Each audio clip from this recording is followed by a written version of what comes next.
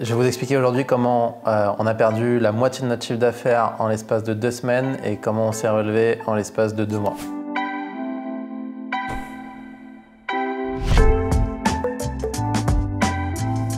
Digitools en 2019, on était une belle agence, on était 6. On gérait les ads et la publicité Google, Facebook, Twitter, de boîtes comme le Crédit Agricole, comme la SNCF. Fin 2019, on était de plus dans un mood où on avait tellement de leads qu'on générait à nos clients qu'on était frustrés du fait qu'ils ne les traitent pas. Et on commençait à réfléchir à une boîte qui s'appelait LalaLead à ce moment-là, qui a une offre de service où l'objectif de LalaLead c'était de qualifier les demandes de ces leads-là pour les filer aux clients derrière pour pas qu'ils les perdent. Et on arrive début 2020. Notre plus gros client à ce moment-là, c'est Wojo, les espaces de coworking d'accord. Et il nous donne un go de principe pour renouveler.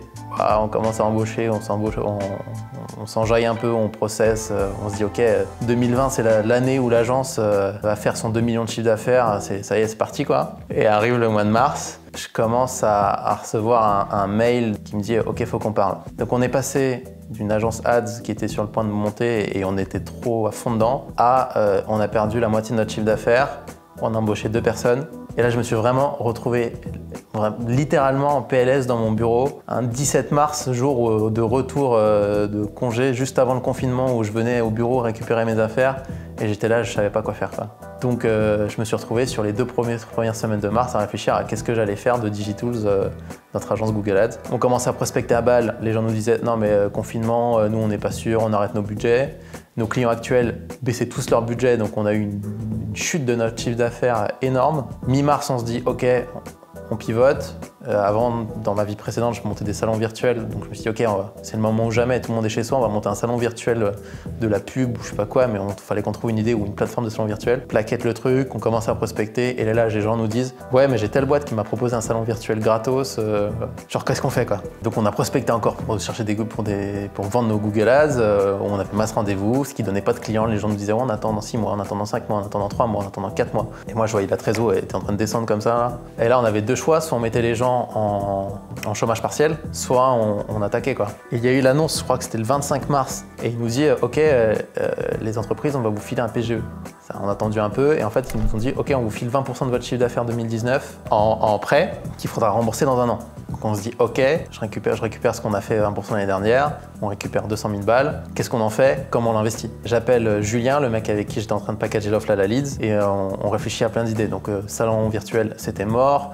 Prospection ads, on s'est dit ok, on va récupérer de la thune, donc on va mettre du publicitaire, ça nous génère des leads, mais ça convertit pas, il faut qu'on trouve autre chose. Bon, à ce moment-là, on se pose, on regarde les mails de prospection qu'on envoie, ils marchent bien, on regarde les mails de prospection qu'on reçoit, ils sont dégueulasses.